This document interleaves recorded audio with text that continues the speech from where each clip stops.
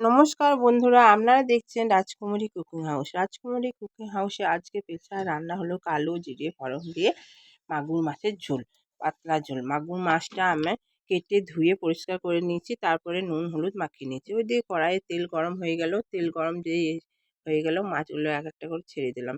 ছাড়ার পরে লাল লাল করে মাছ ভাজা হয়ে গেল, ভেজে তুলে নিলাম। তোলার পরে তেলেতে কালো জিরে ফোড়ন দেওয়া হয়ে গেল, একটা আলু কেটে রেখে দিলাম, আলু দিয়ে দিলাম হলুদ এবং পরিমাণ মতো নুন সামান্য পরিমাণে। ওইদিকে মশলা পেস্ট করে রেখে দিয়েছিলাম, আদা রসুন জিরে ধনে বা টমেটো পেস্ট। টমেটো নিয়ে নাড়তে নাড়তে যেই জল মরে আসবে আলু এবং মশলা কষাতে লাগলাম। কষাতে কষাতে যেই জলের পরিমাণ কমে আসবে আমি জল ঢেলে দেবো। জল পরিমাণ মতন দিতে হবে। জল ঢেলে দেওয়ার পরে মাগুর মাছ ঝোলটা পাতলাই হয়। এবার ফুটে এলো, মাছগুলো ঢেলে দেওয়া হলো, ভাজা মাছ ঢালার পরে নাড়াচাড়া করতে লাগলাম। যেই মাছের ঝোল ফুটে এলো সেই আমি এবার ঝোলটাকে নামিয়ে নেব। নামিয়ে নেওয়ার পরে এইভাবে আপনারা মাগুর মাছের ঝোল করবেন, দেখবেন